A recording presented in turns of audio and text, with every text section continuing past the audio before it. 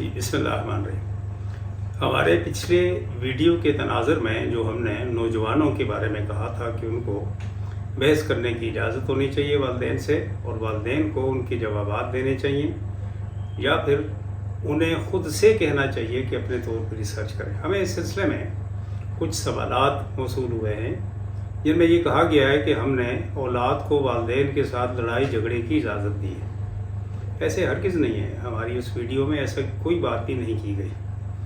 हम तो ये कहते हैं कि अपनी औलाद को बड़ा करने में, उनको ज़िम्मेदार ठहराने में या उनको दूसरे लफ्ज़ों में उनकी शख्सियत को निखारने में उसकी मदद कीजिए। अब औलाद के लिए एक बात यहाँ पे आज मैं कहना चाहता हूँ कि औलाद को चाहिए कि अपने वालिदैन से बहस करें। बहस के आदाब होते हैं, उनकी सुने, अपनी सुनाएं, लेकिन उस बहस में गुस्ताखी मत करें जो किसी सूरत हाल में भी अल्लाह ताला और उसके रसूल सल्लल्लाहु अलैहि वसल्लम या हमारे माशरती तकाज़ों में कहीं भी इस चीज़ की इजाज़त नहीं है कि औलाद अपने वालिदैन के साथ बड़े होकर गुस्ताखी करना शुरू कर दे, बल्कि अच्छे तरीके से, इंतहाई अदब से, इंतहाई एहतराम के साथ उनकी बात सुने, अपनी बात सुनाएं, अपने दलाइल दें, उनका इस्तिदलाल सुने।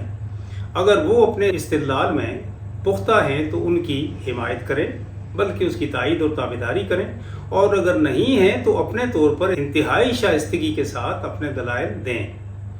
अब इस सिलसिले में वालिदैन की इंतहाई फरमाबरदारी अल्लाह ताला और उसके रसूल सल्लल्लाहु अलैहि वसल्लम ने कही है।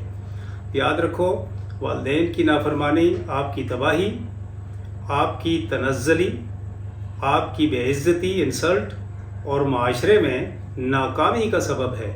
मेरा नहीं ख्याल कि कोई ज़ी शऊर शख्स अपने लिए नाकामियाँ और ज़िल्लत और रुसवाइयाँ ख़रीदता फिरेगा।